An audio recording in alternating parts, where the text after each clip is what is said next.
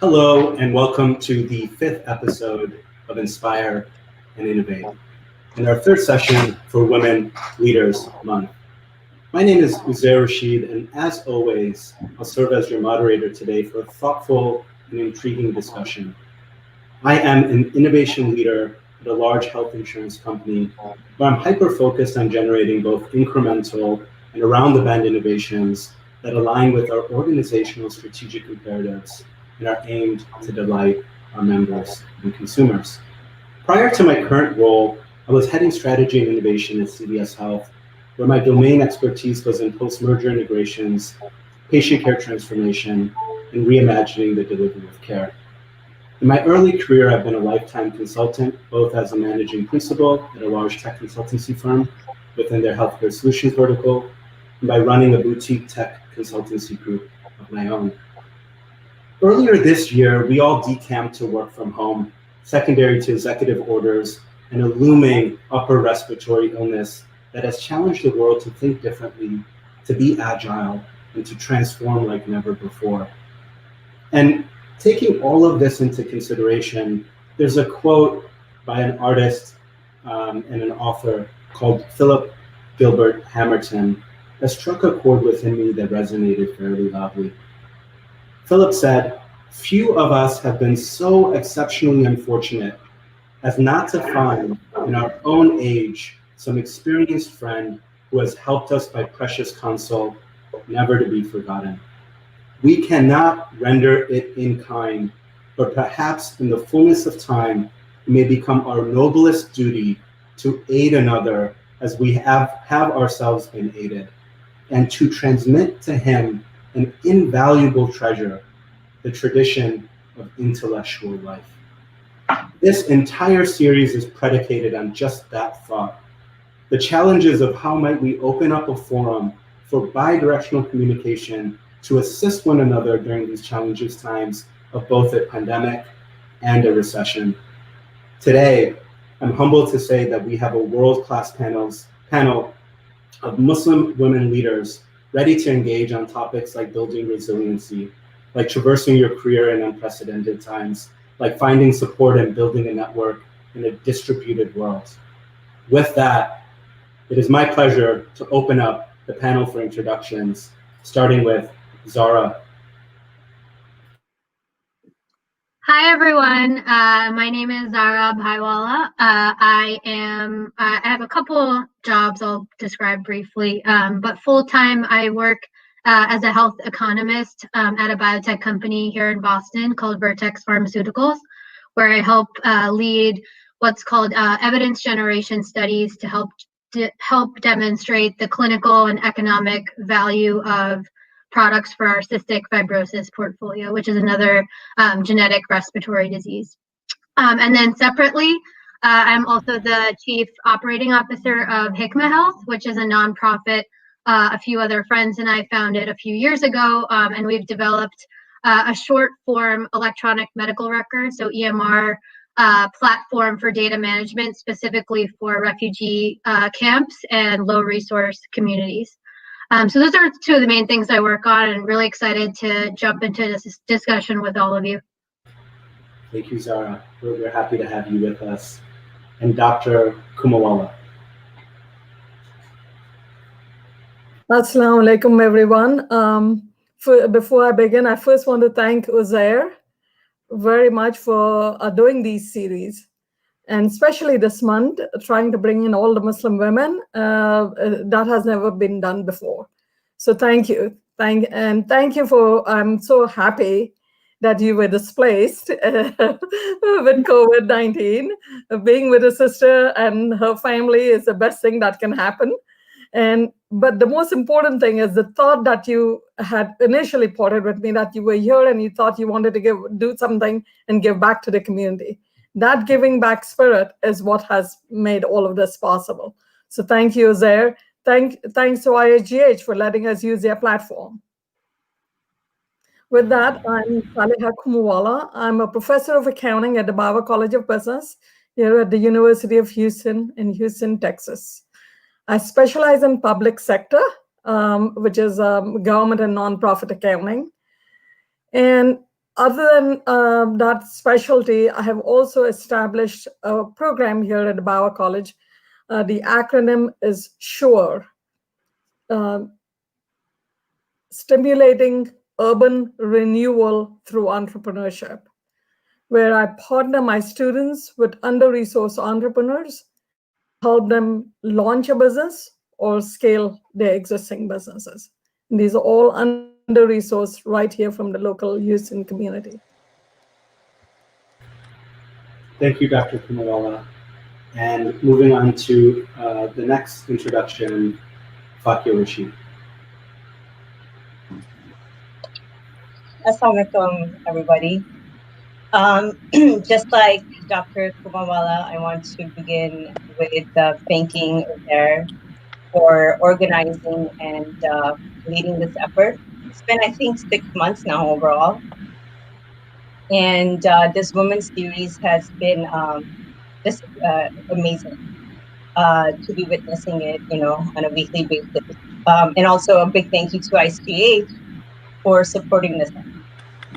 With that, I also want to say that I'm very honored to be part of this panel of esteemed, accomplished, and inspiring women. So thank you for the opportunity.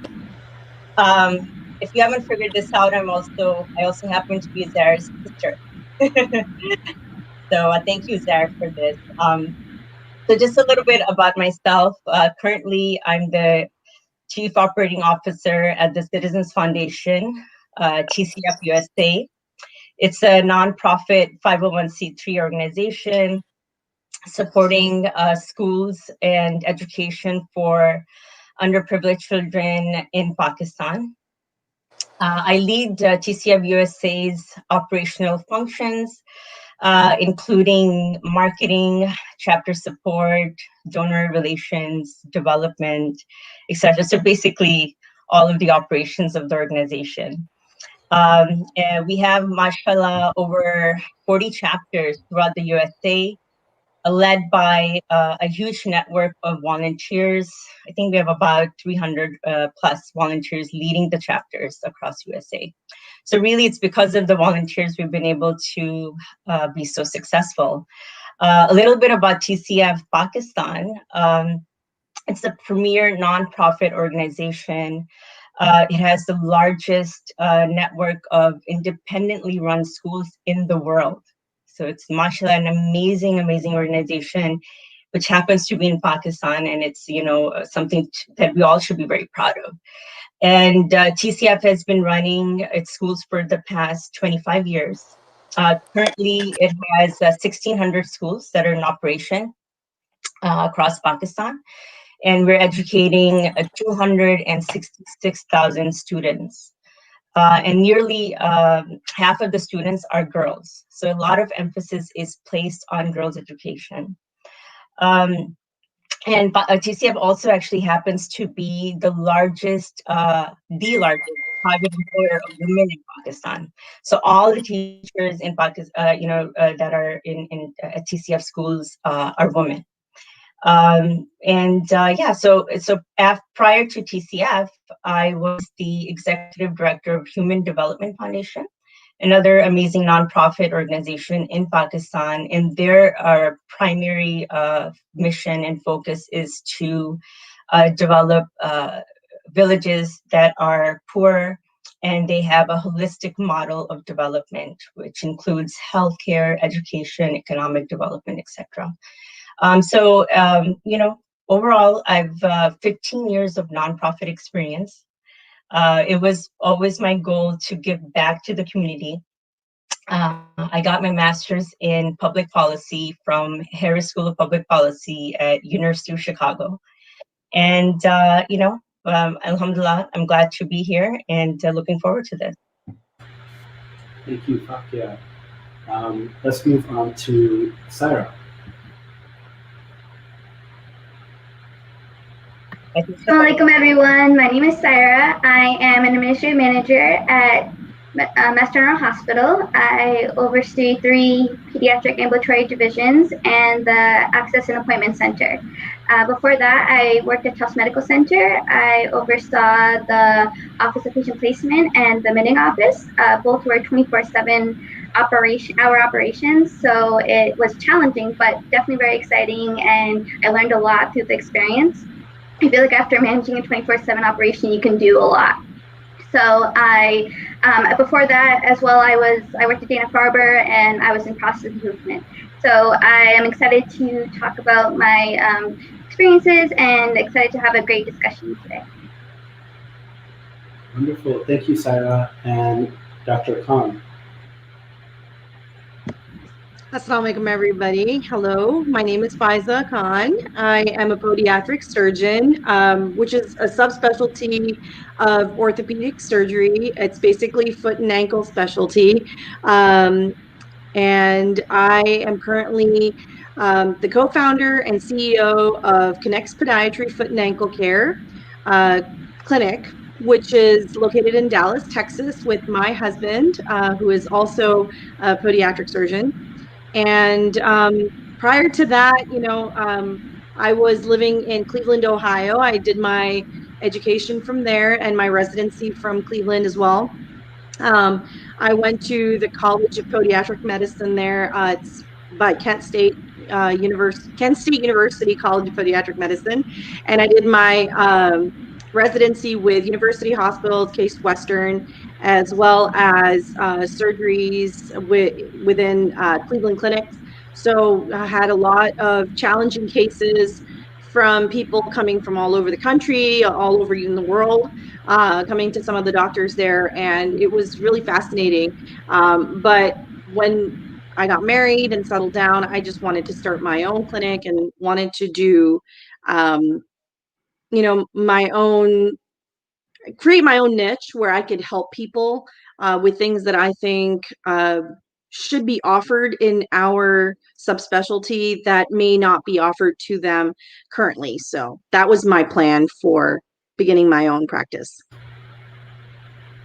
Thank you. And last but certainly not least, Tasneem. Hi, assalamu alaikum, everyone. Thank you so much for having me, Uzair, and it's just such a pleasure to be here with such esteemed co-panelists. My name is Tasneem Mandra. My background is mostly 100% in tech marketing. I would say for the last 15 years, I've spent, marketing and growing startups as well as Fortune 500s, both in the capacity of as an employee, but I also had a consulting practice at one point prior to marriage. And so, for the last several years, like in my last job, I was at Inventure at Volvo's venture fund. So really growing that fund, giving them sort of a place on the map as a new fund. And that was really in the auto tech space. Prior to that, I was with a company called Point, which recently had an exit, and really just ran marketing, kind of got them again on the map with PR, with marketing, with product.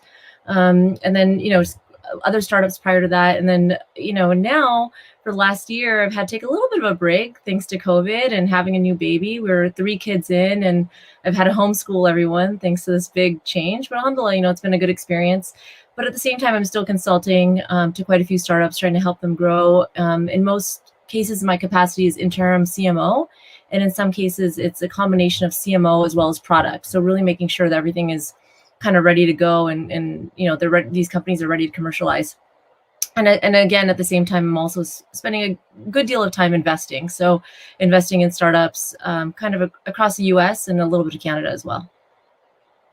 Oh, education, I should mention. I went to school in University of Toronto, Californian, went to school in Canada, and then came back into my MBA in California. Great. It's incredible to see everyone on this panel and have such a intense multidisciplinary background. And Tasneem's, what really struck out to me about your introduction was going through this period of time where you're sort of an interim CMO, you're working with startups, you're starting startups of your own maybe, and I think folks that are tuning in might be in similar situations where they're between careers, they're leaving big industry, or they're just graduated college and they want to become entrepreneurs, they want to start something of their own. Could you sort of speak to how can somebody go about, starting from scratch? Yeah, so, I've had the opportunity to do it a few times now in a few different verticals. I mean, the first time was, I left. I was at back in the days, people didn't know what search engine marketing was. So I was at an ad agency like some almost 20 years ago. And I was there for about 3 years. I was pretty young. I'd gone in with pretty much zero experience. I went in as an analyst. And by the time I left, I was running business development, doing deals with Microsoft and the like. So I kind of gained a lot. But the thing that was missing was, I had this distinct feeling of I want to do marketing end to end. And that's what I was missing. It was a lot of business development. It was a lot of demand gen. And I always imagined something different. I wanted more of like a Madison Avenue type experience, if you will. So, I took a plunge. At the time, it was easy to do it because I didn't have kids. I didn't really have bills. My parents I'd come back to LA. And of course, at the age that I am, no one lived on their own. So my parents said, you're coming back home. So I didn't have rent. And so it was kind of easy to take that plunge. But one of the first things that I did was, you're going to want to use your network, right? So one of my first clients was actually IBM. And it was because I had a classmate back at U of T who was now in marketing at IBM. So I ended up doing IBM's first viral video. Yeah, I'm that old. So it was a good experience, but it was also a good jumping ground. And then slowly through the other, relationships that I had built in my first job, I was able to then sort of expand and get into other clients. So American Express, Citibank, et cetera. But, had I not had that experience working for a larger company, I think it would have been a little bit harder for me at that point, at that age, especially where I didn't have so much experience to then land these large clients. So I think that sort of set a really good jumping ground to establish like this first business. And then, most recently, over the last year, I think I mentioned I've been kind of taking a break with having to homeschool these kids. My husband and I actually developed a software program. He works full time, but one of the things that I did was using the last few years of experiences and also a fair amount of client interviews, like going to people that I knew and saying, hey, I've got this idea. I don't know if it's completely off the wall or if it makes sense. Can you kind of validate it a little bit for me? And, does it make sense? What's missing? What's not? And I started even just doing, and if you're going in tech, it's easy because you can actually start, drafting like a clickable prototype or just something that kind of looks like a prototype, right? And so I started taking it to a few biotech potential clients, and I said, does this look good to you? And when they came back and said, yeah, we really like it, where's the real product? I said, okay, I think I'm finally at a place where I can turn this into something real and then invest in it. And I would advise that, if you're going to go into a new business, and maybe you're younger or maybe you're a little bit strapped on capital, do that extra homework of like, interviewing people, validating the idea, making sure that it's real, because your family and friends are always going to tell you, we love it, it's amazing, you're so smart. But it's really other people you don't know are going to say, hey, like, maybe you can add this functionality, or maybe this is missing. And then you can start to figure out, okay, is this something I really want to invest in? Or maybe do I need a few more years of work history, or just frankly, just saving up, and say, okay, this is going to cost me $100K. Do I want to take whatever savings I have and put it into this? Or do I need a few more years? So that's just some of the things I've learned over time. Yeah, I mean, it's incredibly interesting. A few things that you stated really struck out at me. One is, you were able to build skills initially through a network by having your first experience with IBM, which sounds like a contract assignment. And you use that as almost a training ground, and all of it was setting you up for where you are today in more ways than you would have thought at that time. The other thing I think about is these transferable skills, right? Like, people are facing challenges today. Many have vocational uncertainty. Some have lost their jobs. Others are looking to rebrand. Salia, your experience working with students and startups is especially interesting. Could you speak to what advice you would give to folks, in addition to Tasneem's advice on pursuing a startup, and maybe talk about the Shore Incubator you have set up and how folks can connect there as well? Okay, so thank you, Jose. So this program that I have developed at the university is basically an educational platform where I take the students in my class, and picking up on what Tasneem said, the title of the course that the students take in the business school is Brainstorming to Bankrolling. And it's very well known as B2B. So the student, it's a totally project-based experiential learning. And I call my students consultants. So it's an educational platform that facilitates a value-added partnership between my students, industry experts, and under-resourced entrepreneurs from the Houston community. And basically what it is students are consultants to these entrepreneurs. And each student gets 4 to 5 entrepreneurs. And because they're under-resourced and from these marginalized communities, and believe me, with COVID, they have been hit the most. But why we call it brainstorming is exactly what Tasneem said. When they come to us with, even though it's a concrete idea, so even though they come to us with a concrete business idea, a lot of them haven't vetted that idea. And so my students, that's what they do with them, brainstorm to make sure that is this going to be viable, or tell them, to pivot a little bit or what have you. So that's where it starts. And it's a semester because the students get course credit.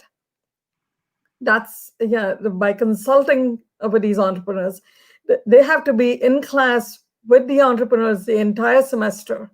And the end product is, by the end of the semester, the deliverable on which I grade the students is a business plan. It's a professional grade business plan. And so it starts with brainstorming, as you said, vetting the business idea, and then we go through with the value proposition, we take the lean business model canvas as a whiteboard, as a tool to fill that up with your sticky notes and so on and so forth, and think through all the major points that Tasneem mentioned, and then that helps them develop a business plan. We have trained or educated, I should say, 1,400 entrepreneurs, launched or materially expanded 400 plus businesses here in Houston. And my students have developed human-centered skills, which is a key for the marketplace today. They develop empathy, which you cannot learn out of a textbook. And empathy is a key to social justice, and economic empowerment as a strategy to build inclusive and sustainable societies. So that's where we are. So that's really interesting, and what a compelling program that you've kicked off at the University of Houston. It sounds like to me that everybody has great ideas. It also sounds like the question becomes, how do you operationalize these great ideas and start measuring them on key levers of things like desirability, feasibility, and viability? And a great starting point that both Tasneem and Dr. Kumawala really sort of underscored and highlighted is take your idea and do some really back of the envelope consumer testing. Meaning, here's my idea, form a survey, give it to your friends, families, your network, and let them react to it. So you might start thinking, am I really onto something?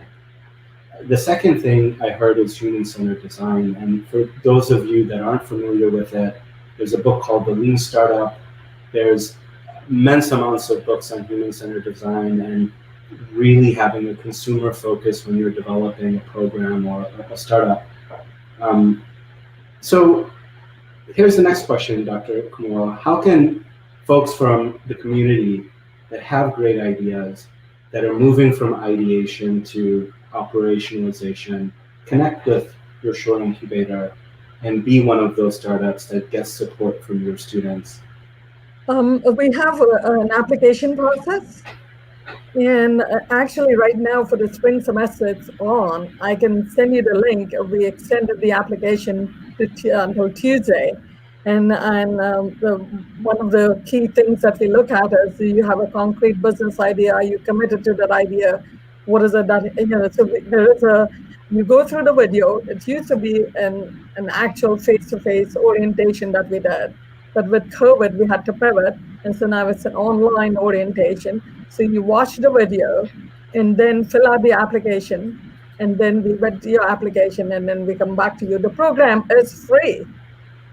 It is free for everyone. And we call it under-resourced. So it doesn't have to be that, well, if you don't have the business acumen, but you have the money, it's a resource that you're lacking.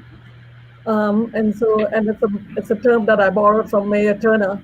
Instead of saying traditionally disadvantaged and all of that, this is a much better term where you say under-resourced.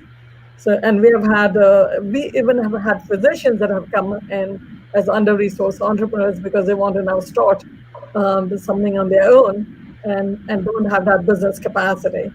So, I'll be happy to put up the link, or anybody can send, if you're interested, send me an email and I will forward to you the application right away. And you can get in as early as the spring, if ever, once we met you and we get in. But there is nothing free in this world. Remember that. There's no such thing as a free lunch.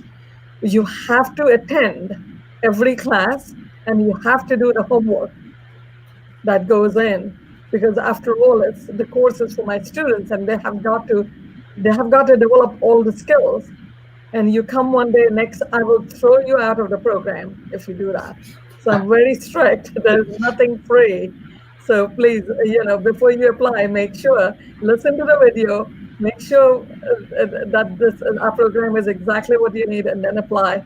And I'll make sure that you get in, but you have to make the commitment. That's wonderful. Ain't no such thing as a free lunch. Takes me right back to microeconomics class several years ago. So it's, we've posted the link here in the chat to the Shore Incubator. I can vouch for Dr. Kumawala. She's incredibly active on LinkedIn. Please reach out to her. It sounds like all you need is a concrete idea and a commitment to get started. Awesome. Mm-hmm. Does anyone want to add? I know Dr. Khan, you have sort of started a practice of your own and went into independent practice. Like, what was that like? And did you go through a strenuous analysis, or was it just taking the plunge? Well, I mean, it's funny that COVID's not funny, but it is funny that the same pressures that are being applied to communities right now because of COVID, that's something very similar to what happened to our family. A little bit about background. When I got out of residency, I got married and moved to Houston, Texas, and my husband was doing residency there. However, he was almost done. So right around the time that we both were actually looking for work down there, Hurricane Harvey kind of came through and just took everyone by surprise somewhat. We actually decided, we couldn't deal with it. So we moved up to Dallas, and that is how we relocated. But because it was such a short amount of time between that move, it was a little bit harder to get into the work field, because with medicine, you have to have a little bit of connection. You have to kind of know someone or know of the area, know the reps, all that kind of stuff. And it was just not something that we had right off the bat. Again, like Tasneem said, you do the research, but sometimes you get faced with this, uncertainty like that. And I know many people who have moved because of natural disasters or economic hardship or any of those things, COVID being one of them as well, so in that case, instead of having to settle for working for just a small part-time work, I was like, you know what, let's just start our own clinic. I mean, we have the resources, we have the education, we have the skill set. My husband does the same thing as I do, so there would be two of us. We did have a really good support system in Dallas, which was really nice. And all that was left was making those connections. So, if you're out there and you're looking to start working, doing your own thing, I would definitely consider what Dr. Saleh has talked about. And I'm so bad at names, I'm so sorry. But it really consider this as an opportunity to kind of take on that resource. But I definitely think that looking for what you need in the area and doing the research and grabbing onto all the opportunities you can, even if it is short, really short term, you don't have many resources available at the time, you can always find them. And this is one of those opportunities. So just taking those pretty seriously. It sounds like, and very well said, agitation is that part of our intellectual life where vitality results. Their ideas born, breed, and bring forth. Another quote for the group here. And I think sort of like under pressure, sometimes diamonds are born, right? And Zara, it looks like you're about to add to that. So I don't know if I was going to add to that specific thing, but I think something that I've been thinking about as the last few people were talking was, as someone who I work full time in the corporate private sector, but my passion has always been nonprofit work. And so launching this startup, a nonprofit startup, was really interesting. PCF, for example, is a huge behemoth of a nonprofit. You guys are a well-oiled machine at this point, but I think at least trying to start or found something that was a nonprofit model from the beginning, I think was quite difficult for us in the beginning. I think, again, we did all of that homework around, what does this product look like? Is there a market appetite for this? Is it going to be valuable and useful for the communities we're trying to serve? But I think where we might have gotten a little bit too far in without doing that homework, and so I think we were still all very charged and passionate about this problem, and we were able to, I don't know if people can hear me, I'm not sure if there's something done, but hopefully you can hear me. But I think something that we struggle with now that we're 2 years down the line is that we did a lot of work investing in the product. That being said, this is not my full-time job. This is not anyone's full-time job in our whole team. We had medical doctors, residents, marketing people, but everyone was doing this in their volunteer time. So it was a really unique situation where we were trying to build and scale a startup that we were all passionate about on our sort of part-time basis.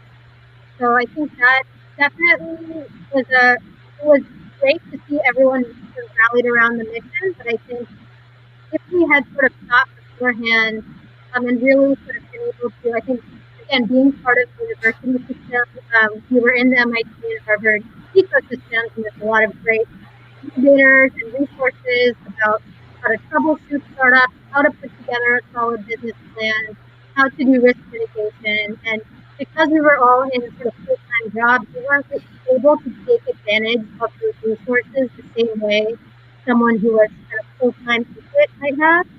And so I think we could have helped done a better job thinking about being open, being a little more open to pivoting our idea or seeing challenges that might come up beforehand. So I think Tasneem had already mentioned before, but thinking about feasibility and the amount of bandwidth you have and are willing to put in at that time, it might not have been the best time for us. Like we said, we're still going strong, but we've had to pivot a few times. And just being open to that idea of pivoting your own idea, or even open to the idea of it might not work out. Not every startup is going to become Facebook or Google.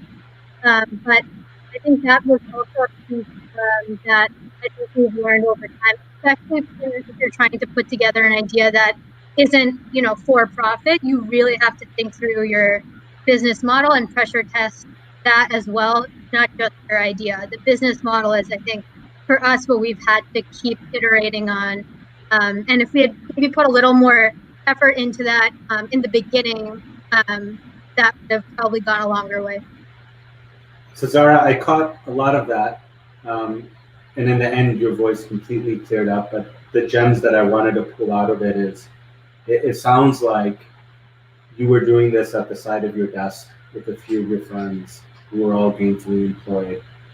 And so maybe one of the messages here is, you can start even if you have a career in a full-time obligations. This can be something you begin, as I mentioned, on the side of your desk. It also sounds like there's a lot of iteration that happens. I mean, I think Amazon was like a bookstore, as an online, and to have that openness and agility to pivot as you learn more from what the world is telling you is so important. So thank you for that. I think outside of the startup world, we're all sort of missing the intangibles of our in-person interactions in the workforce. The shaking of hands, the feeling, the vibe in a room. And all of these intangibles were probably and are probably the thing that we took most for granted pre-COVID. Faka, you have a lot of experience in building relationships at work in a distributed environment, especially being a not-for-profit and being completely distributed across continents. Could you talk about how folks can go about building relationships in a distributed world? Sure there. Thank you for the question. So, this is a very important question as we're all facing the distributed world, as you said it.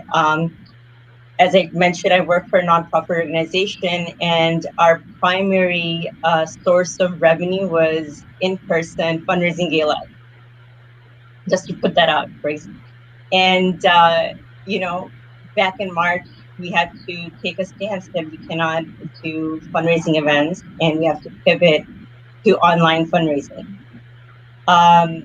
And honestly, the team and the board members were concerned. We felt that we may not be able to meet our targets, and how are we going to network with our volunteers? How are we going to connect with our donors? Because really, that was our primary way of doing it. We end up hosting about 90 events a year. So that shows you, why we were so concerned. But very quickly, as a team, we came together with a plan, very different from what we have done before. And we signed up with different platforms that would allow us to raise funds online. We were already on Zoom, but we felt like we needed additional ways of fundraising. So we purchased something called Classy, which is a platform that allows you to do peer-to-peer fundraising. You can set up your own project and invite your family and your friends and try to raise funds that way. We also switched to online gala. And I think a lot of the nonprofits ended up doing that. So basically, you have to come up with creative ways to connect at a sort of like smaller scale, not just talking about fundraising, but connecting with the stakeholders, connecting with our volunteers. We held various events, not events, but I would say more like information sessions to allow people to just come together and connect and just check in on each other. I think that's the key right now. That outside of work, also you should be able to connect with each other. Just check in, even if it's like for 10-15 minutes. See how you're doing. And we did that with our donors. We did with our volunteers, our stakeholders. So at every level, whether it was an event or smaller sessions where we were checking in with our volunteers to just, picking up the phone and calling up the donors to say, hey, how you are? Thank you so much for your support. Thank you for standing by us. That really helped. And at the end of the year, alhamdulillah, we actually ended up exceeding our target and compared to last year, raised 25% more, which is an amazing achievement. And I really think that COVID was in essence a blessing also, because it taught us that it's about the relationship. Sometimes we just focus on the sort of like everything has to be perfect and we have to have these like extravagant events and that's the only way. No, it's really about the human connection at all levels. And I think we're going to continue with these learnings moving forward. So, looking forward to that. Yeah, that's really well said, and congratulations on exceeding your targets, especially for a not-for-profit that relies so heavily on galas and fundraising events. And I think it's sort of a testament to COVID accelerating things like digital transformation, and it leads to this ethereal question of like almost like the types of distances that have been created in remote collaboration. Certainly there's physical, which we all see, which is place and time.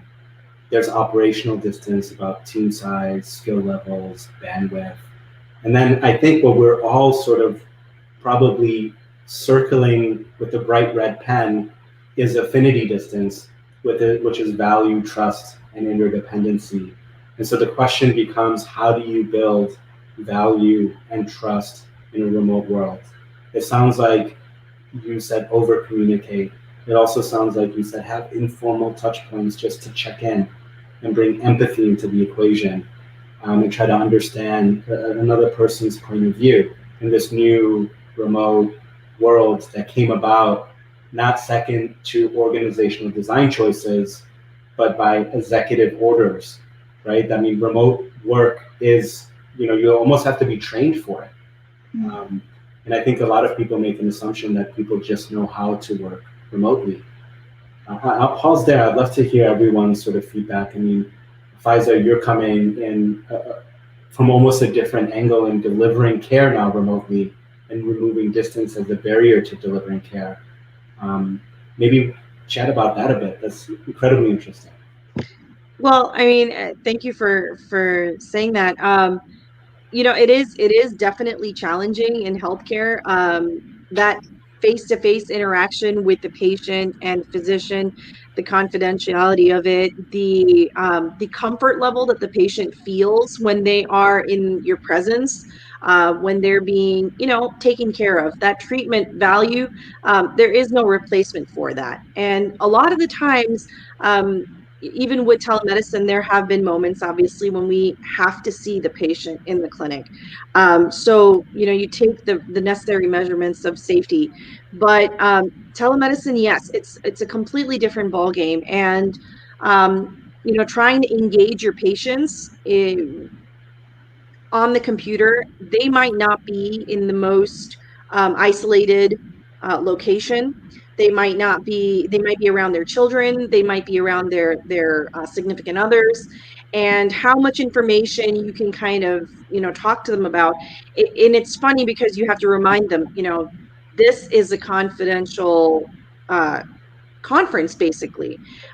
You need to remove yourself from the same conditions you've been in for work, for other things. This is not just a normal gathering. So you have to remove yourself and put yourself in a room where you do not want to share that information with other people if you don't feel like it.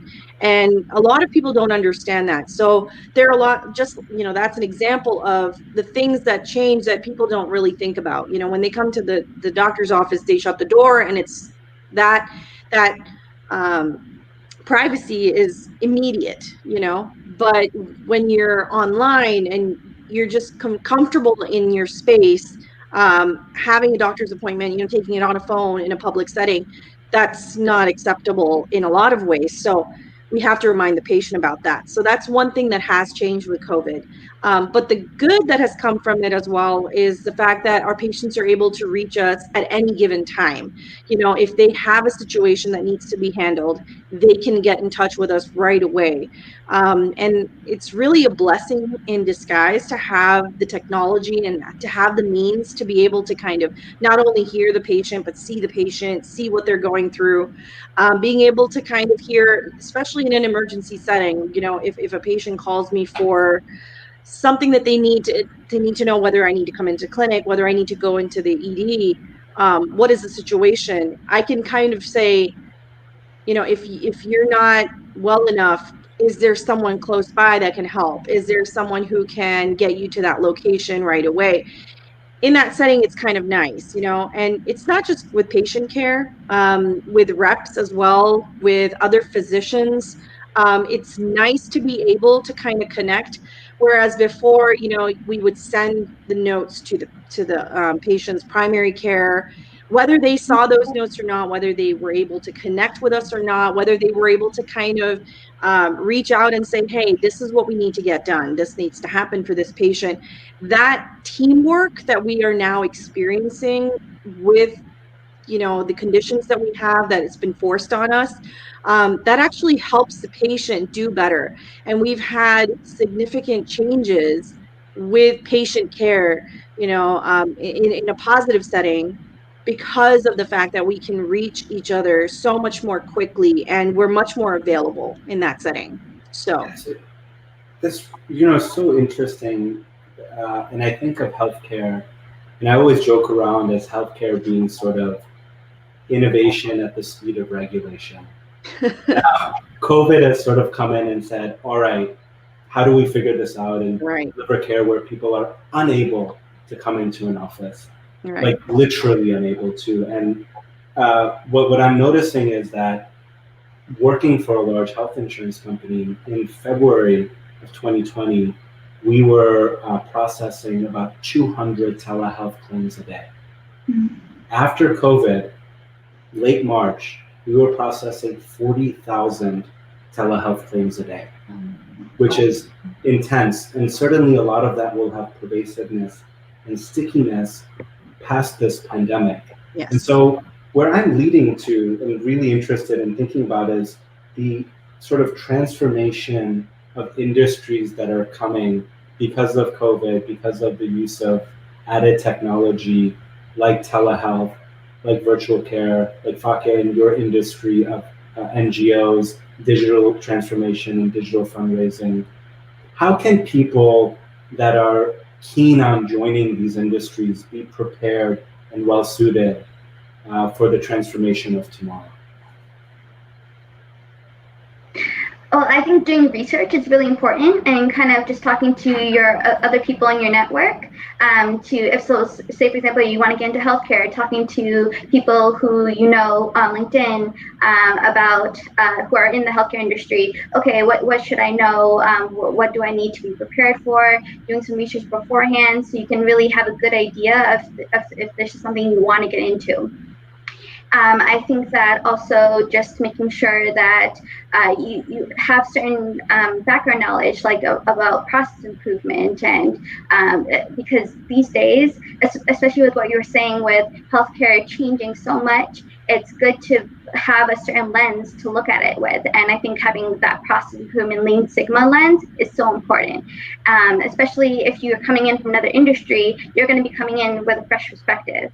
And so you'll be able to really see it with new eyes and be able to think about things that people who have been in the health industry for years might not see.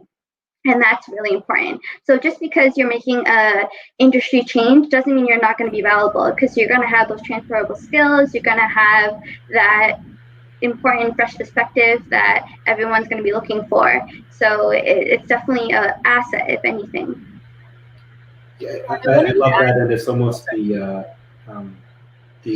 conversation of skills versus domain, and bringing your skill expertise to a new domain. And for you, it's Lean Sigma, process improvement, project management, or maybe even agile frameworks. I mean, those are highly transferable. Are there other skills in your industries that you can think about that if someone wants to get into the NGO world, Zara, someone wants to get into corporate healthcare, Faiza, if someone wants to get into healthcare period, from a clinical lens, like what skills do people need to really think about and be allow them to be competitive tomorrow? If you don't mind, can we just back up? I just want to make one point for the audience, just because I know there are a lot of folks who are kind of coming in and they might either want to gain some experience in some particular place or gain some mentorship.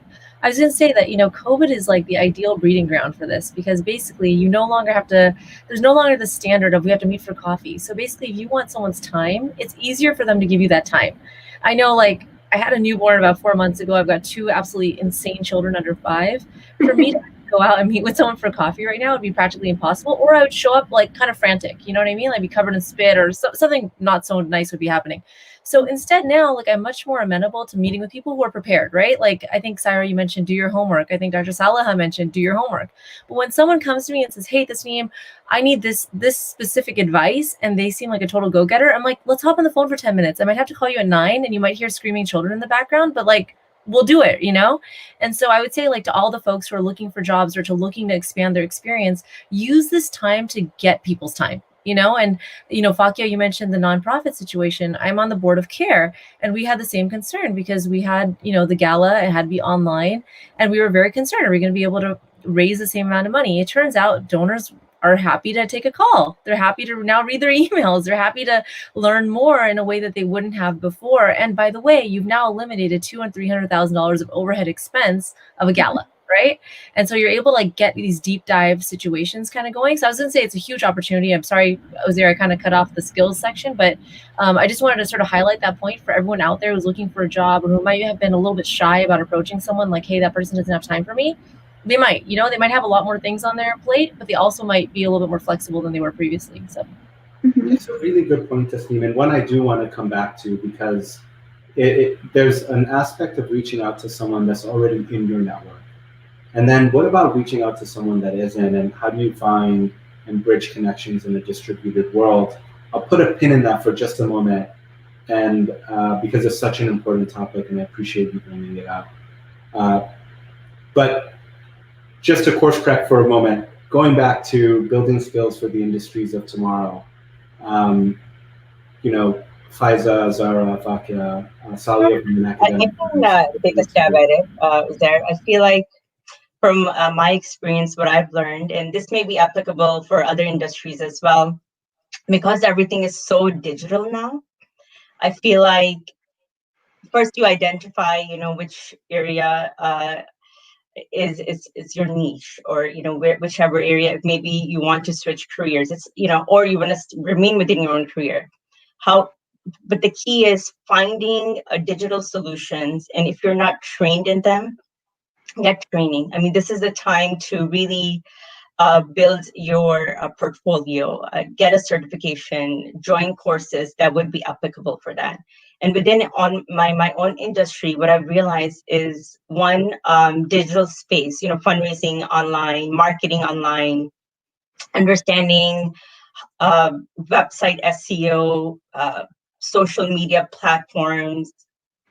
There's so much to it. And I feel like, again, as I mentioned in the beginning, this may be applicable across industries, really understanding the digital landscape. And for me, especially, it's relevant for fundraising and marketing. The other thing that I've come across and I've noticed is data analytics is key. Because we are so digital, understanding behaviors of consumers, in our case is donors, but for profit, it would be, consumers. What are their, affinities, having a very clear understanding of the demographics that you're targeting. And if you want to target outside of the typical demographics, then you have to do a lot of research. So I think skills in data analytics is huge, but there are so many courses out there. Some of them you may have to pay for, but there's a lot of online resources too. Amazing universities, including Harvard and Stanford, have courses that are free online that you can take up. So it's really about building your skills, understanding, where you want to take these skills, and just go it. So mashallah, everything, because it's online, you really have huge opportunity, and not limit yourself just to like local opportunities. It's open up your world. You can really look at different even areas in the world, and opportunities, across the world, and build your skills. It's amazing to think how flat the world has become due to COVID and digitization. Right. And it sounds like, you're able to now take, for example, let's say someone is in a situation of joblessness or between careers. You can take a deep breath. Fakia alluded to Harvard having free online classes, and IT does as well. It's called MOOCs, MOOC.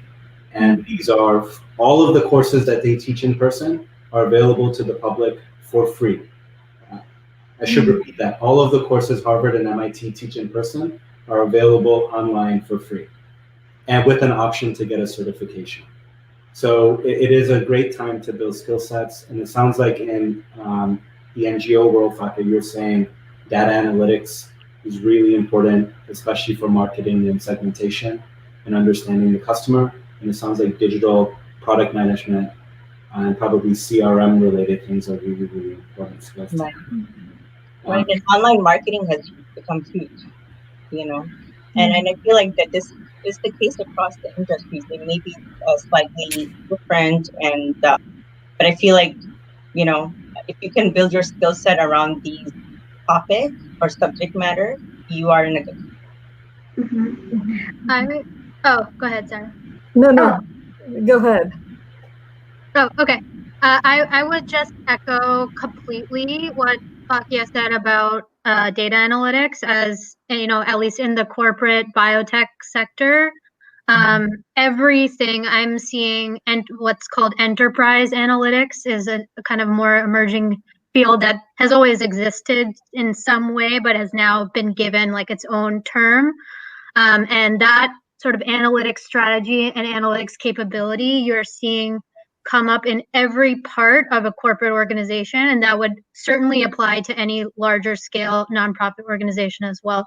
Everything is being tied somehow to how do you think about an organization generating and analyzing its own data as well as external data sources, and how does that drive decision making. And even in my function in my biotech company, you know, we are a little bit more siloed in terms of we're looking at very specific, discrete data sources of specific patients with a specific disease and looking at them over time.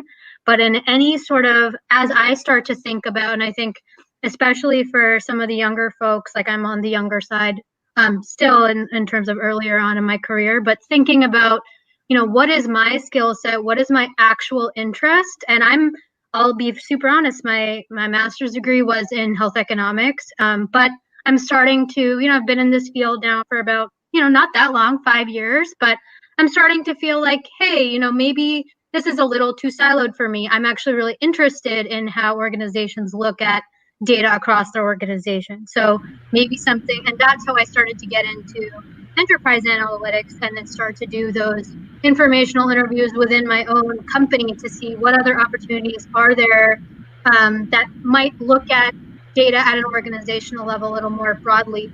So you can also be open to really be open, I would say, to trying to take a hard look at yourself and what is it that you're passionate about. And not all of those skills are going to translate to a major. You know, there's no undergraduate major in enterprise analytics. Maybe there is now, but at least at the time when we were all in undergrad, I don't think that was a thing.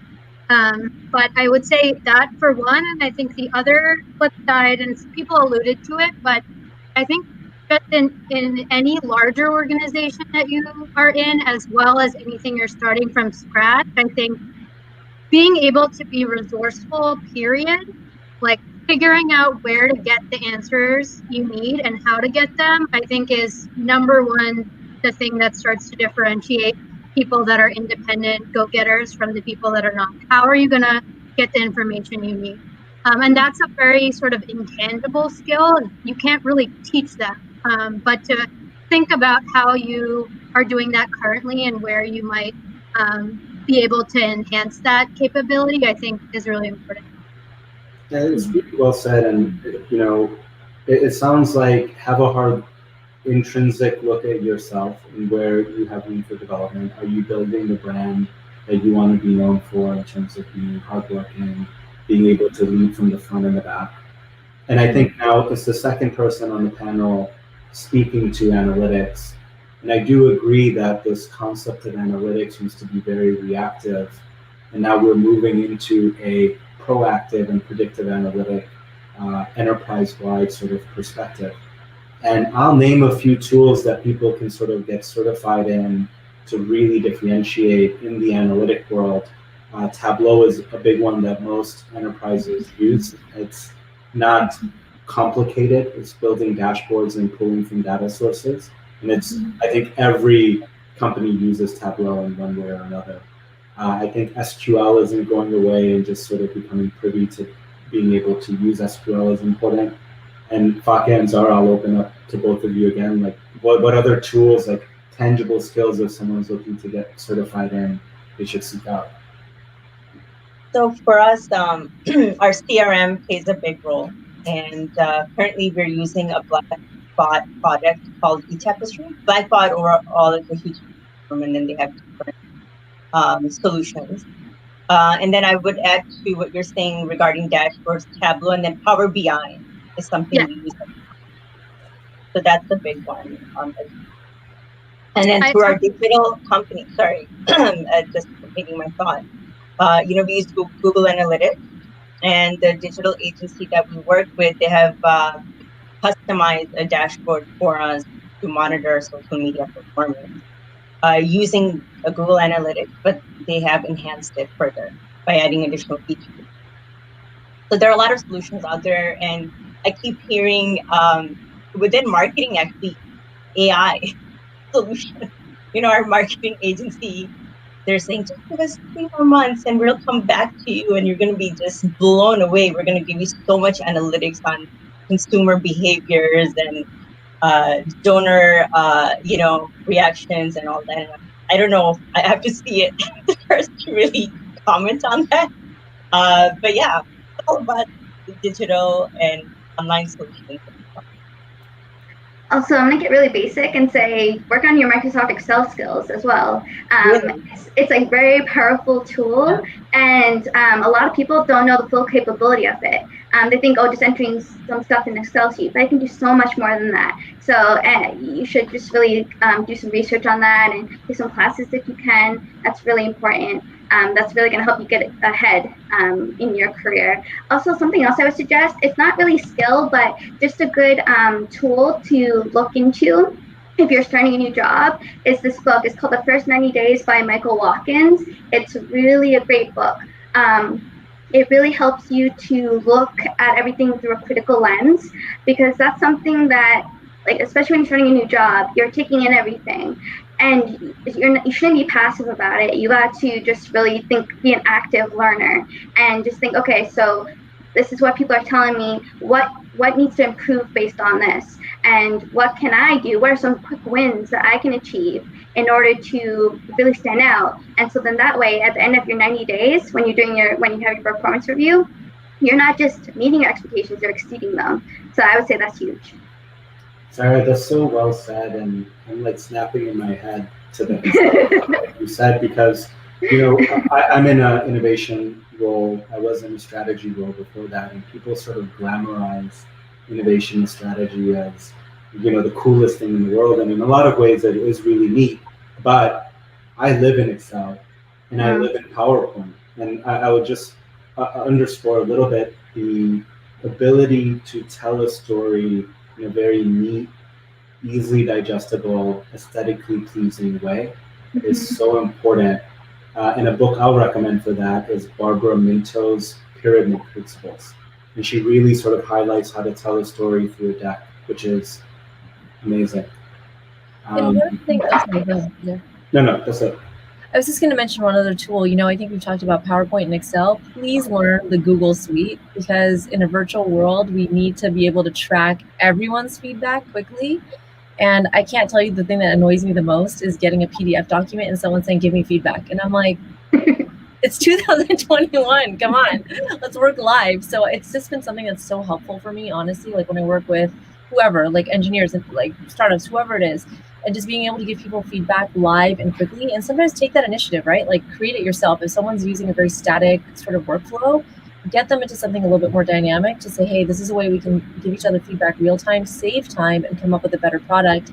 And like Uzair said, for example, like learning how to tell a story. So start practicing that a little bit. Maybe, if you're new to the industry or an industry you want to go in, or you're a job seeker, start learning how to tell stories on a deck, and also learn how to really pull information out of a lot of data and do something really cool with it, other than just like putting in the numbers in Excel. Like tell a story, be able to read that and sort of analyze it, because it's going to be useful to you, whether you're in operations or marketing or finance. Super relevant. Ooh, and then something else I just thought about when you were speaking was public speaking skills. That's also huge. That goes along with PowerPoint. Just being able to learn how to speak. It's something very basic, but it's something that not everyone feels comfortable doing, and it's something that is just so important, and it's going to help elevate your career if you know how to do it properly. So it sounds like And then, just to comment on Sarah and Christine for a moment, it sounds like what both of you are saying is there's all of these other skills that we need to pick up now, and this sort of siloed, unidirectional way of working is gone, and to be able to collaborate cross-functionally and speak different languages is so important. I'm so sorry, Zara, you were saying? No worries. Just from what the team and Sarah said too, I think another obvious one is written communication. And especially if you're early on in your career, we see this all the time. The only way we get better and better at doing that networking is sometimes it takes, an older person or a mentor to be like, hey, maybe next time you reach out, try to phrase, your email like this, or add a paragraph about this, or I think that's the best advice that you can receive or give to someone that is maybe more junior than you, whether it's you receiving, an inbound interest for someone that's interested in talking to you, or you yourself are doing it, but just getting that mentorship or guidance from someone you trust on, hey, can you look at this letter? Can you look at this informational email that I'm sending to, request an introduction? I think a lot of scrutiny, especially now that everything's going to be done virtually for a long time, written communication is being scrutinized even more. And those are some things that they don't teach you that in high school. They don't teach you how to, send a professional email. You've got to figure it out on the job. And, if you're majoring in math or engineering, you might not get that type of repetition or sort of grooming in that, but that becomes extremely important later. Yeah. And Dr. Salia looks like Right. So I want to add to what all of you had to say. A couple things. First, for those of the audience, for those of you who are looking for a job, or even if you are not looking for a job, but at your own profession, we talked about a lot of resources that are available for free. And Uzair mentioned about MOOC and so on and so forth. But I'll also tell you that the major conferences, sessions at these major conferences are free. So the World Economic Forum starts Monday. And you can attend those sessions, and especially if you can listen to some of the key speakers, the keynote speakers. So the World Economic Forum is there, the Skoll World Forum. All that you had to do was register, it's free, but register for these sessions, and you can go and you can pick up so much information. And the skills that y'all have been talking about, if you go to the World Economic Forum's top 10 skills, this is what most of the skills that y'all have mentioned are in the top 10 skills of the World Economic Forum. This is what the job market, and I'm not talking about just the job market where you're looking just for money, whether it's a not-for-profit world or whether it's a public sector, whether it's government or whether it's a corporate world. These are the skills that everybody is looking at. And what Zara said about the communication skills, those are the key. Because if you are at your workplace and using your professional address, believe me, I want everyone to know that behind the scenes, those emails that you send from your work are scrutinized. They have a team of people reviewing your emails to see what type of emails you're sending. Is there something that you're just writing to someone that is obnoxious? You will get penalized for that some way or the other. And don't use text language. Ever use text language, please. If you are in my class, you will fail. I tell the students, if you can't write to me a professional email, I will not respond. So if you don't get a response from me, go back and read your email again to see if you sent me the way, hey. There is a professional way of addressing someone. I'm not your hey, and I'm not your text language person. You're writing to me an email about your course, or you write to me professionally the way you do it. And I've had students that have been laid off, and then they have come and said, oh, but then they told me that my email was on. Yes, you should know better than that. You should know better than that. So that's what I want to tell you. The World Economic Forum is starting Monday. If you have some time, just look up the top 10 skills, and you will get to see exactly, and they have them classified in terms of human-centered skills, digital skills and tech skills and so on. Very nicely done. So. Yeah, I really appreciate everyone speaking about communication skills and it no longer being a soft skill any longer. It's something you have to develop. And there was a time where they referred to MBAs as poets or quants. Like either you're really eloquent or you're really quantitative. And I think now the word is poets and quants because you have to sort of. Right. Can I just add something? Okay, sorry, Sarah, you can go. Oh, okay, sorry. I was just going to add one more thing. It's not really a skill, but it's super important. It's taking constructive criticism and listening to it and acting on it. That is huge. I can't tell you how many times as a manager, I've had some of my staff and I would give them constructive criticism. They don't always take it well, and that's not a good thing. I tell them, you need to make sure you take I'm telling you this to help you.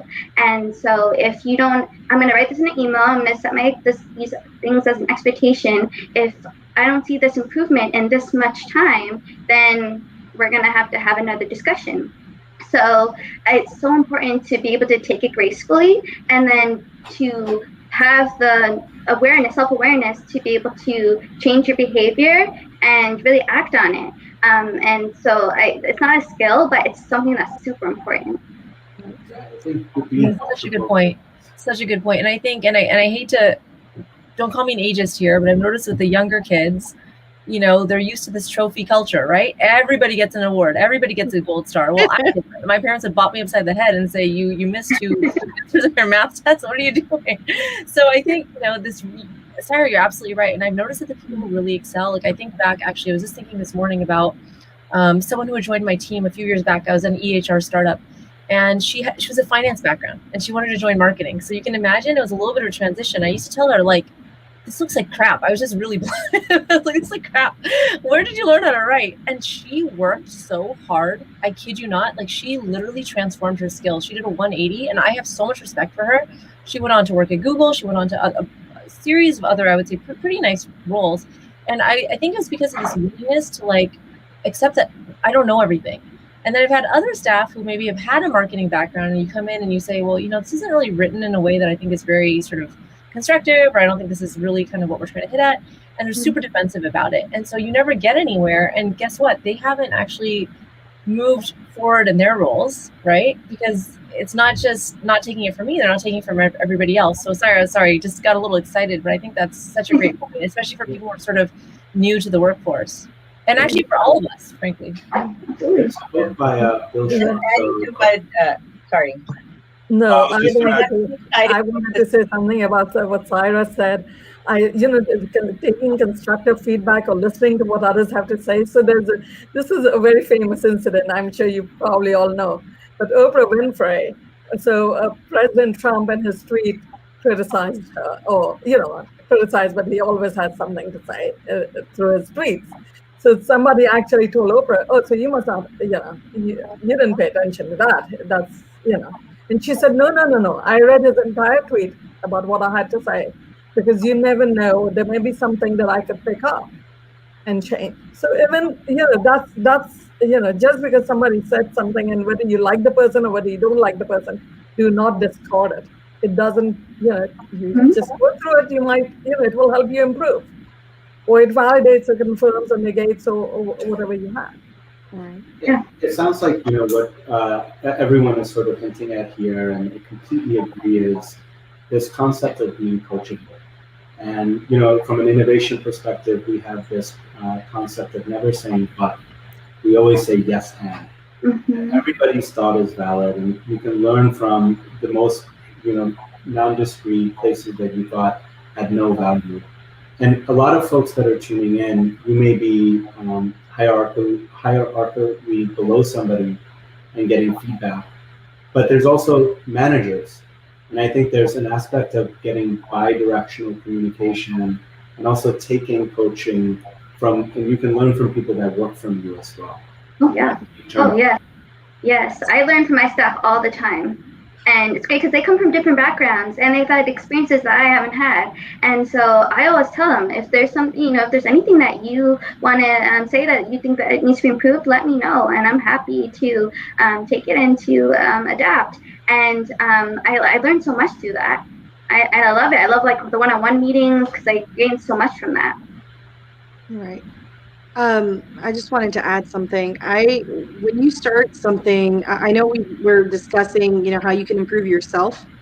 But my personal experience has been that regardless of where you are on the totem pole, you're never alone. We as humans, we cannot survive alone. We're just not made for it. We don't do well in those settings.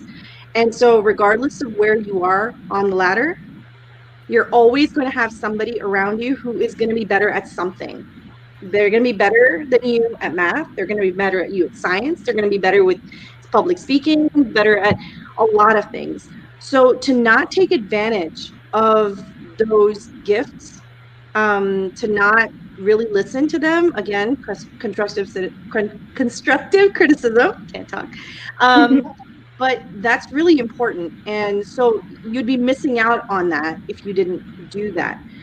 The other thing is, from my personal experience, my husband has been instrumental in helping me develop certain skills when I lacked them.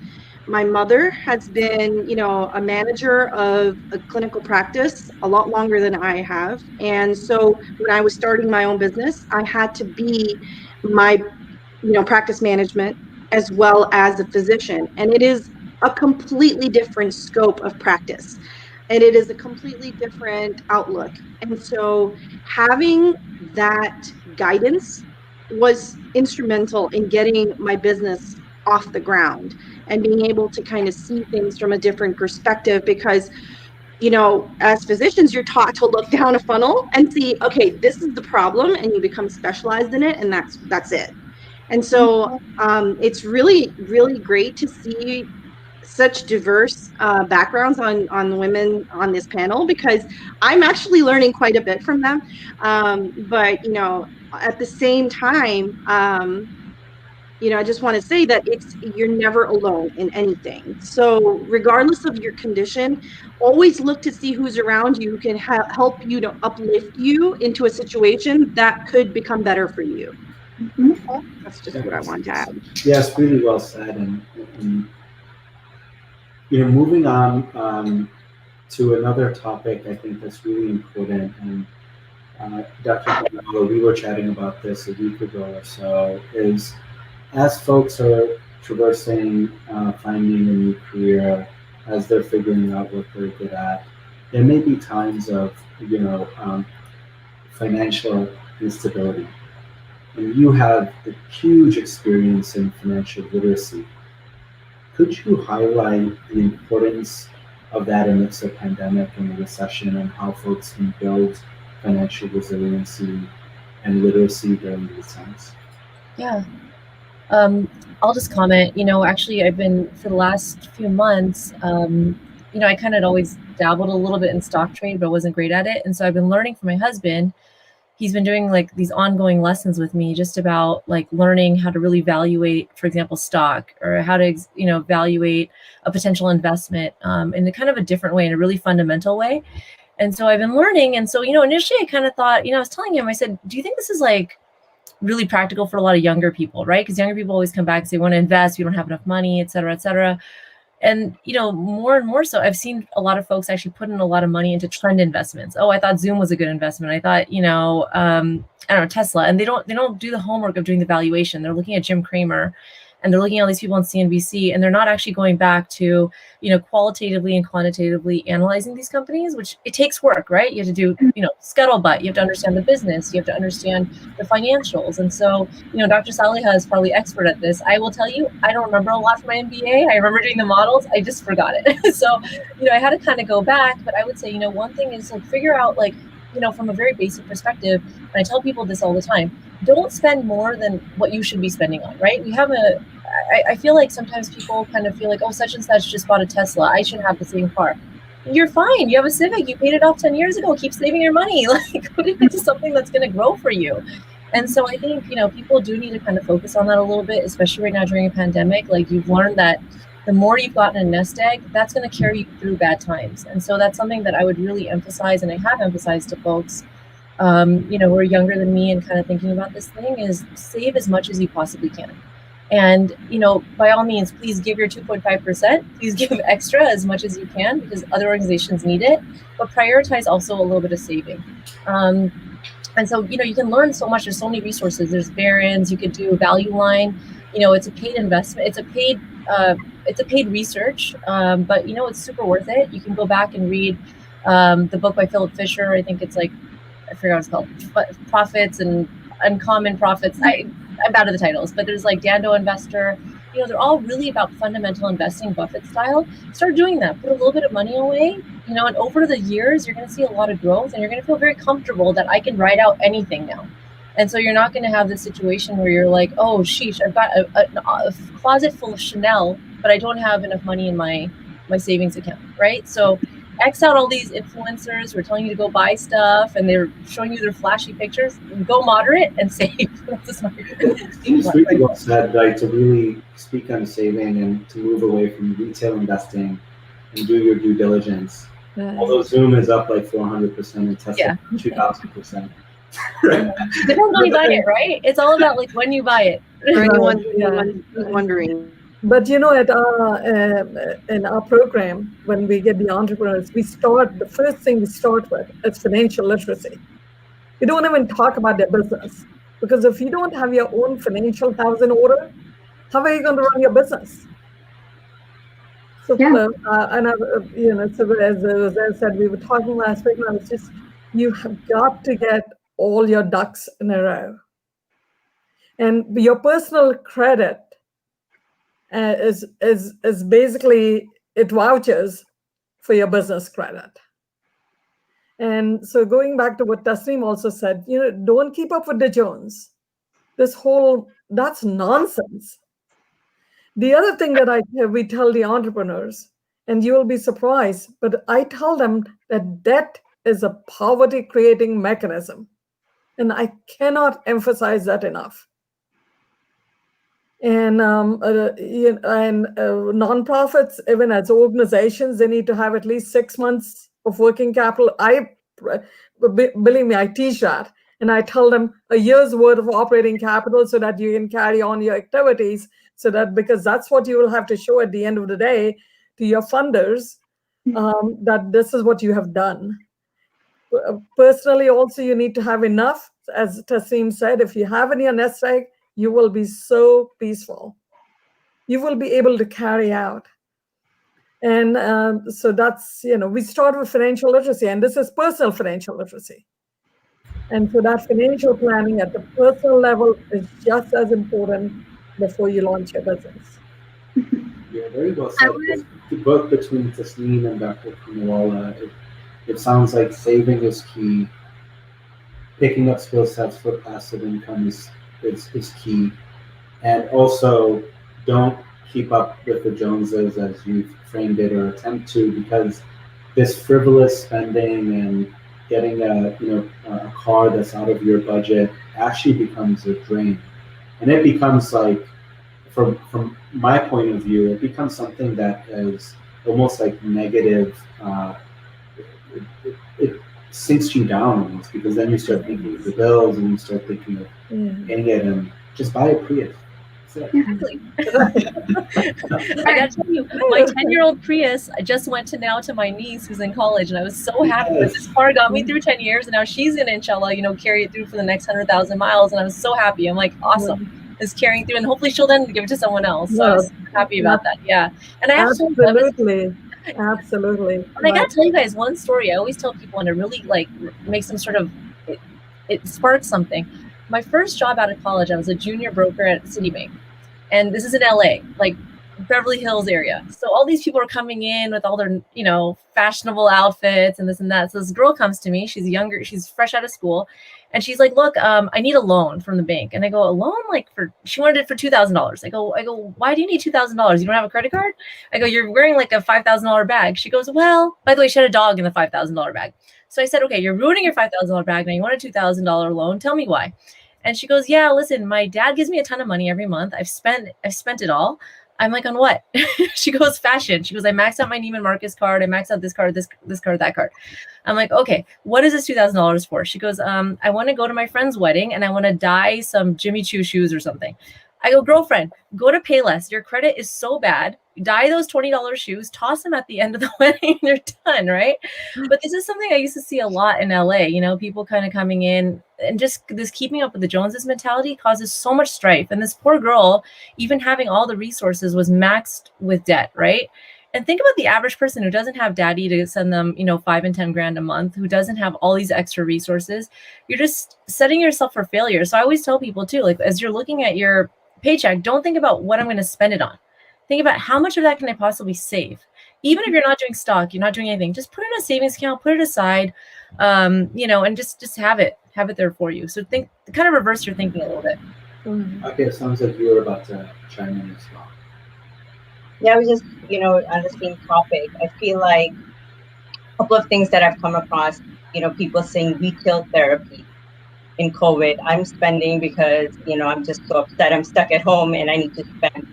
That's do yoga, call up a friend. There's other ways and means to, get that source of happiness, I guess. Materialistic things will never keep you happy. It's very short term. And it's going to empty out your pockets. And stand up and be known for something that, you do. You make a difference. So, COVID world, kids are here. Now, I have toddlers. But I just wanted to make that point that really I hope that people, especially the younger people, take this point home that, materialistic things will never bring, there's no end to it. Also, make sure you pay your credit cards on time, because that will be huge in terms of building your credit. Also, as I would say, as soon as you start your job, as soon as you start your career at age 21, age 18, start putting money into a 401k. Because then once you reach the age of 65, you'll have a really good chunk of money in there that will help you if you want to retire at age 65. And so that's huge. Also, I know people were talking about budgeting, but make sure you actually write it down, put it in an Excel sheet, and really just make sure you hold yourself accountable for it. Maybe have a friend too that you do it with, so then that way you guys are holding each other accountable. Getting takeout, going to restaurants, that costs a lot of money, and that can really add up if you end up going out a lot. So just making sure that you're good about getting groceries and coming up with a plan of when you're going to cook. Maybe go out maybe once or twice a month if you're really kind of pinched. So then that way you can really just save up your money as much as possible. I think as we wrap up today, we've picked up so many gems from each one of you. We've talked about saving and building financial literacy. We've spoken about what you can do to become an entrepreneur and get a startup off the ground with a warm handoff to a resource like the Shore Incubator.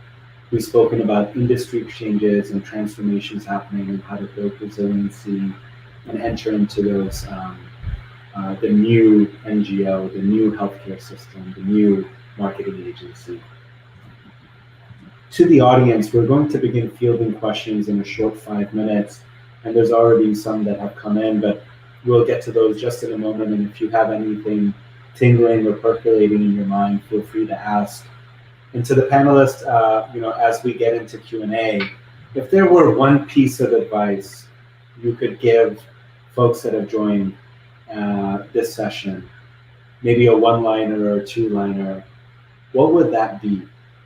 And whoever wants to chime in first, go for it. So my first class is Monday, and the first PowerPoint slide is going to have a quote on there. To reach your end goal, start by helping others. Love it. It's an unknown proverb, and it works everywhere. And for those of you who are in between jobs or have been laid off and you're saying, oh my God, I'll have this gap on my resume. No, if you join a nonprofit and actually work for that, not for money, just give back. Not going out and feeding the homeless a day and giving out meals here and there. I mean, actually work at a nonprofit with your skill set. That's what will fill up the gap in your resume. And that's the skill set that employers will be looking for. What have you done other than just making money? I love that, Dr. Salia. I would say my piece of advice would be, no matter what you're doing, give it your 100% and take away as much from it as possible.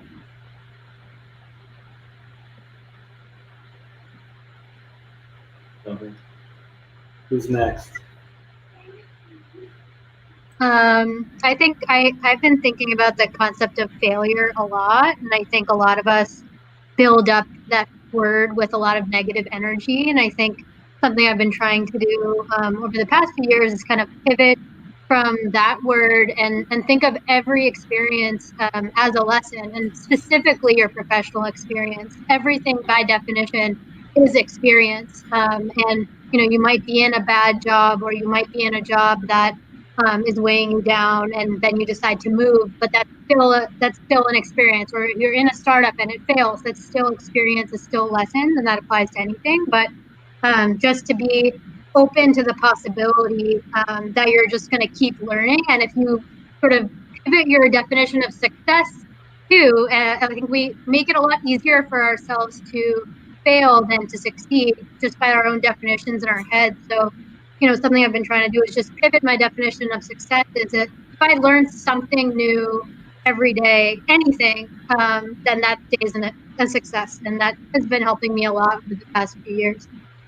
Yeah, I love that, Zara. There's this concept of, fail fast, learn cheap. From an innovation perspective, even whether you think about personal innovations or corporate innovations, independent innovations, 70 or so % of them fail or put failure in quotes. Corporate innovations, 97% fail. And you start thinking about, is it actually a failure? What was my learning agenda as I went into this? What did how many relationships did I build trying to generate this initiative? And I love that. So thank you for sharing. Dr. Kumawala, you might be on mute. I said you never fail. It's the first attempt in learning. Yep. I'd like to add that, in conjunction with the failure concept, every time you think of the word "I can't," or like that phrase, or somebody tells you you can't, that is the moment where you should do something positive, something kind, something progressive, but do something in that very moment, because the minute you let that settle, it will become the foundation of other doubts, and it will lead to you missing an opportunity that you could have grabbed much sooner, and learn something from it. My experience with starting a business, even though I'm a physician and have no training in business admin or marketing or any of that, is that I am learning that from scratch, from the ground up. It is a very, very steep slope, and it's been amazing. I love every minute of it. It's frustrating, it's angering, but it's also incredibly humbling. And it makes you really appreciate what others do to make your life so much easier so you can do what you want to do. And, it makes you a better person. So I think, going from that, just don't count failure as a negative thing all the time, like Zara said, and always nip that in the bud. Like, if you think you cannot do something, that's the very moment that you should do something, but always do it kindly.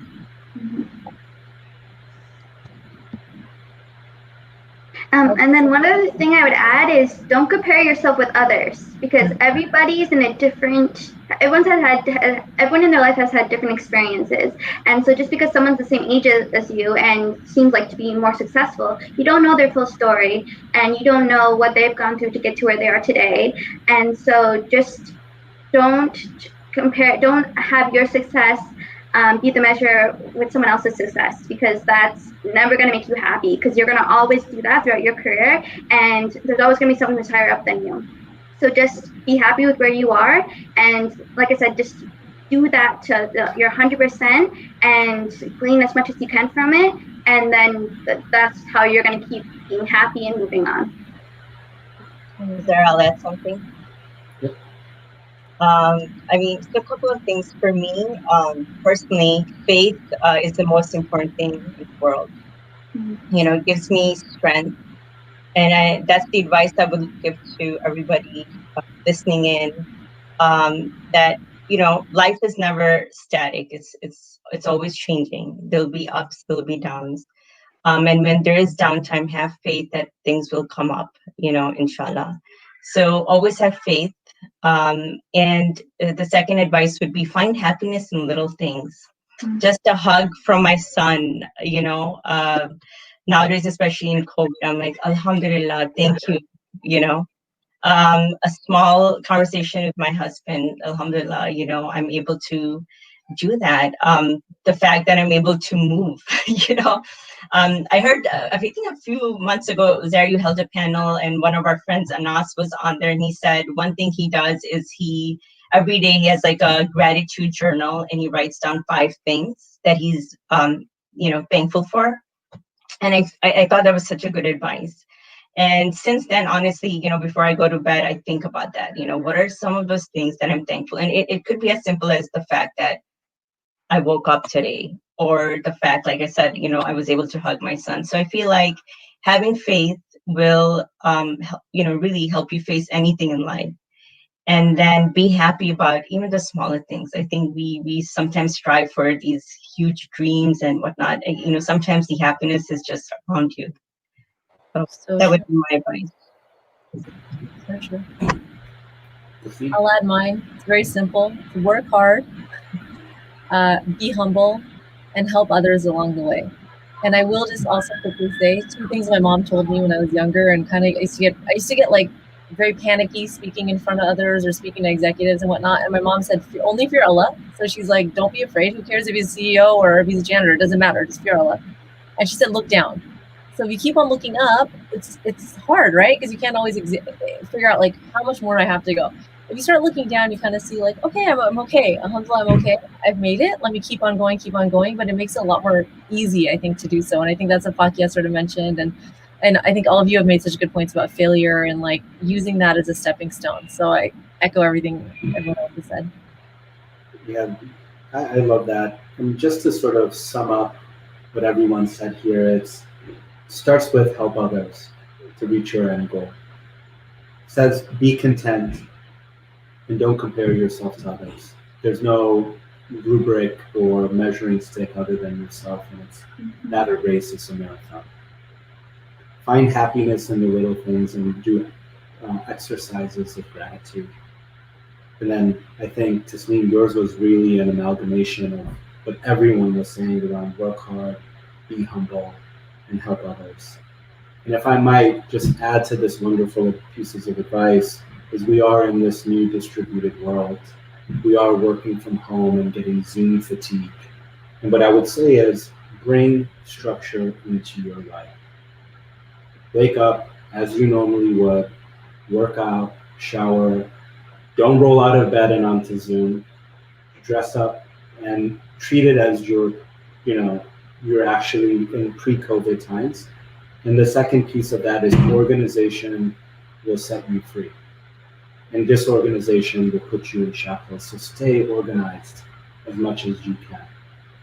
With that being said, let's hop into Q&A. And the first one here seems to be a targeted question for Sarah. Sarah, how have you managed staff who are essential and still have to go into the office and did not have the option to work remotely? And how did you keep morale amongst your staff during these times? Oh, that's a great question. But it was hard, especially in the beginning, especially since a lot of my staff who came in, they were confused as to why they had to come into the office when so much of their family and friends didn't have to. So having to have that conversation with them and say, you know, the reason you have to come in is because you're essential to the functions of this hospital, and you aren't able to perform your job at home. You have to be in the hospital in order to fully do your job. But what we're going to do is make sure that you are able to do your job safely. So what the next thing I had to do was just rework the workflow for my team so that they're able to do their job safely. So my team over at Tufts, they're admitting reps, and so they had to go into each patient's room and interview them, make sure we had the right demographic information for them, and then make sure that they signed the necessary admitting paperwork. And so we reworked the admission paperwork so that they only need to spend about 5 minutes in each patient's room. Also, any of the patients that are on precautions, we had them not go into those rooms.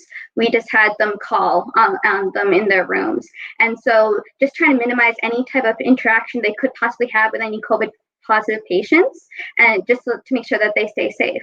Also, we created these work on wheels. So basically it was a computer that they could wheel around, and they could put all their paperwork in a file down below, and they had sanitizer there. So that way they're always sanitizing their hands. And they have a barrier as well between themselves and the patient when they're talking to prevent any possible spread of COVID as well. So all those different changes help to make them feel more comfortable coming into the office and help them feel like, okay, I'm being safe. I'm safe while I'm working. And so that really helped with them wanting to come in. And then in terms of morale, just constantly checking with them, making sure they're okay, asking about their families, and just constantly telling them, you're essential. This is the reason why you're here. You're healthcare heroes. You're doing amazing work. And they're just constantly kind of just letting them know what great jobs they're doing, so that morale can stay up. Affirmation, validation, and the introduction of a crash cart with lots of hand sanitizer. Yeah. The second question here is for the group. Has anyone on this panel gone through a job search process or has made a transition from one career step to another during the pandemic? If so, they'd love to hear about it. Or maybe I'll amend that question a little bit. Is a career stop to another during the pandemic or during a pandemic-like scenario?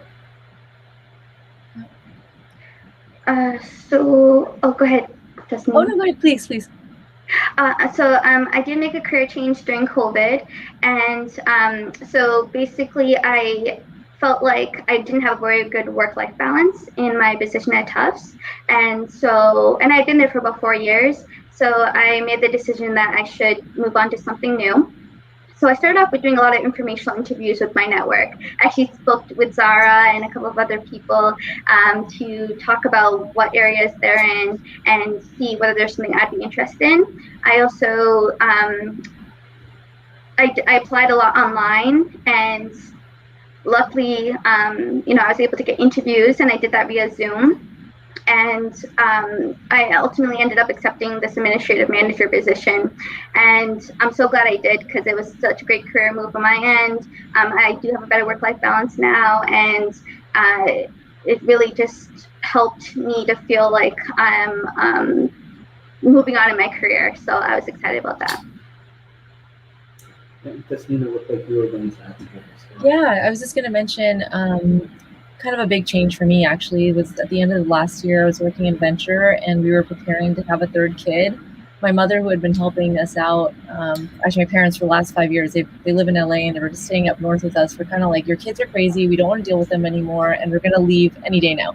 So I said, okay, I've got to change my life before they leave my kids on the curb, right? So I had to stop working, and it was the first time in my life. It was actually a little, just to be very honest with you, a little depressing in the beginning, because you go from like doing really cool, interesting things to all of a sudden your life is ordering diapers and chasing kids around and making sure they eat and all this stuff. And if you're not used to it, it can be a little daunting. So, I had to kind of like change just my mentality about life, and that was like, I know it might be more of a professional question, but I had to really change the way that I thought about things and thought about success.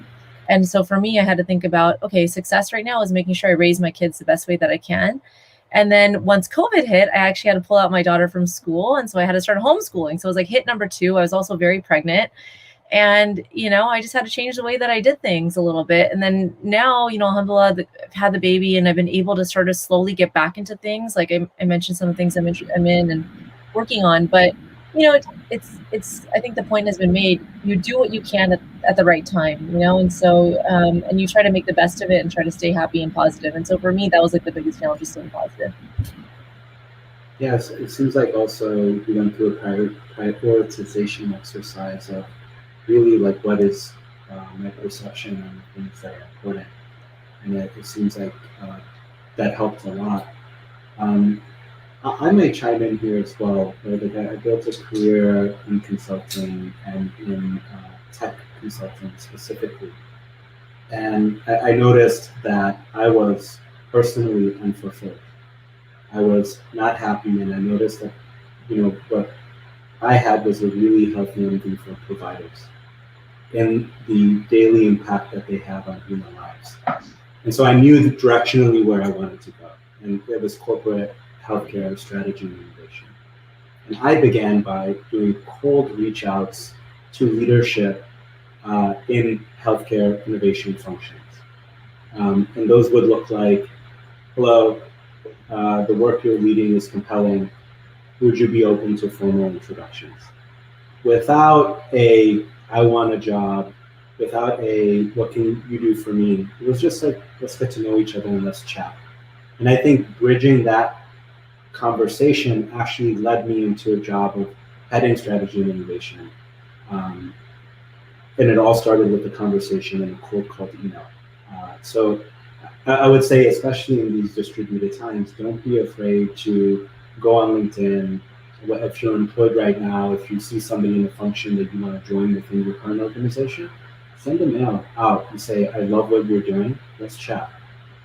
And then you'll be surprised at how many people respond and say, I'd love to be open to networking. I've done that 5 times last week, not because I'm looking for a new job, but I love to understand what people are doing in industry, and it helps quite a bit. Another question here is, can we possibly get a list of books recommended during this program? And my answer to that is definitely, but it's leading me into kind of a cool thing we can do right now is, if we go around the panel and we ask each person here, what if you have a favorite book, or how about 2? Recommend 2 books to folks that are joining that really helped you in your career or just in life. Let's go ahead and share with the group. I would say hands down into Man's Search for Meaning by Viktor Frankl. I read it in 10th grade, and then I have read it every single year for the next 10 years. Oh, wow. I would say The First 90 Days. That was the book I talked about earlier, but it's really gold, especially if you're starting something new or thinking about starting something new. And then one other thing is What Color is Your Parachute? That's also another really great book to help you decide what you want to do and what you're good at. And that's especially key when you're beginning your career. I only have one, so I'm just going to give that one. It's actually a book that I read recently, which was much more to pertaining to me, but it actually is a book that can pertain to almost anyone who has student debt or is trying to get rid of debt. Is the White Coat Investor. It's Some of you might have heard about it, but it's not just for physicians. It is physician directed, but it's not really just advice for physicians. I mean, if you have any sort of student debt, this is a great way of learning about it, because personally speaking, physicians, we don't know good ways of getting rid of our debt. So it hasn't really been taught to us, and we don't really know it. So it was a really nice introduction into that, some of the deeper concepts of investment, of saving, of budgeting, of making a portfolio, a financial portfolio for yourself and your family, some of the pitfalls that associated with it. So it's a really nice guide for that. So I would recommend that. Awesome. So, we talked about doing research and due diligence and all of that, just being started with that. vet your idea. So it's research. So there's a book called The Craft of Research. Okay, it's very good. I would recommend everyone. It's not just university research or academic research. It's the craft of research. And the second thing is, we always talk about strategic plan, but it's not the plan, it's strategic doing. So the second book is strategic doing that I would recommend. And I can send complete details to you as well, that people can, that you can set it out. Thank you. Okay, I would say my favorite book is Freakonomics, and it's kind of a cliche book, it's like something you see at the airport book stands, but the reason I like it is because it kind of teaches you that the phenomena that you think is connected isn't really, and something that you're doing might influence something way down the road. So it's like a different, and Zara, you're probably well versed on the economist way of thinking of things, right? And there's another book right now, which I can't think of the name, but it's also along the same line. If I remember it, I'll send it out. But the book that I mentioned previously was Common Stocks and Uncommon Profits. That's by Philip Fisher. That's like Buffett style investing. I think Buffett's niece or something, Mary Buffett, also has a book. It's like The New Buffettology. That's a great book. Dando Investor is also a great book. And then just for fun, my husband had written a book about stock investing. It's very boring. It's very dry. We put it on Amazon years ago for our friends and family. I don't even know if it's still there. It's called Money-matics. Super boring. If you can find it, I think you can download for free and just get it and read it. But it's very comprehensive. Well, I'm sure your husband appreciates that endorsement. Don't tell him.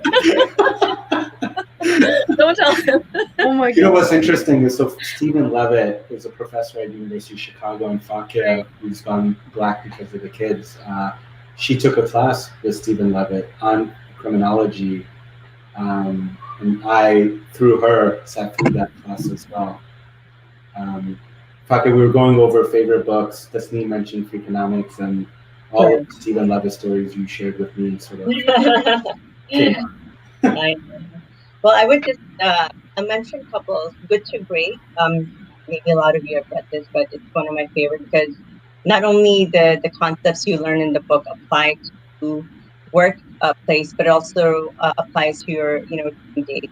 So it's about companies who have failed and they reach a point of break.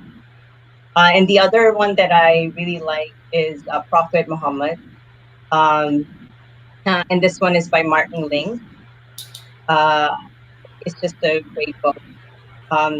Nothing is more inspiring than the life of Prophet Muhammad. So I highly recommend that book. I agree with her. That's a great book. It's a really good book. Well, thanks for sharing. I'll share a few as well. One is $1 Trillion Coach. It's the story of Bill Schmarzo. I've given it to everyone that I work with, and gifted it to my brother-in-law as well. It's just a great book on leadership and working in an organization. The second is called The McKinsey Edge. And anyone that's into consulting or strategy consulting, it's a very tangible step-by-step guide that gets into granularities of even like, I wake up at this time. This is the process of me getting tasks done. And you're learning from someone that is a partner at what they term as the firm. And I have one on my desk that I'm reading right now. It's called Health Design Thinking. Anyone that's into healthcare innovation, Ban Ku is amazing. Aaron Lipton, MIT folks that really talk about human-centered design in healthcare. And so great. We have some great book recommendations. We'll memorialize these and share them in an email. And I would also, sorry, there's one more. Probably anyone who's in healthcare has read Atul Gawande's books, but he has several of them. I would say Better and The Checklist Manifesto are both awesome books. You don't have to be like a physician to take a lot of value from those. That's such a great book. I just sent it as a gift to actually my doctor. I agree. The checklist great.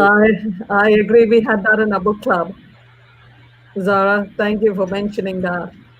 And in fact, I've read Martin Ling's work and I love it. So thank you. I love it. What a way to wrap up with that great recommendation, Zara. A quick thank you to ISGH for allowing us this platform to reach such a broad audience with what I see as incredibly useful information and a link up to resources to traverse this sort of uncharted terrain amidst a pandemic and a recession. Second, huge thank you to all of the panelists that have joined.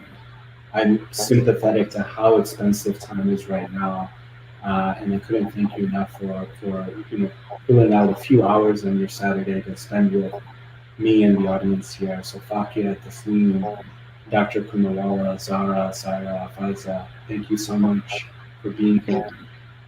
Thank you, Zara, for putting it all together.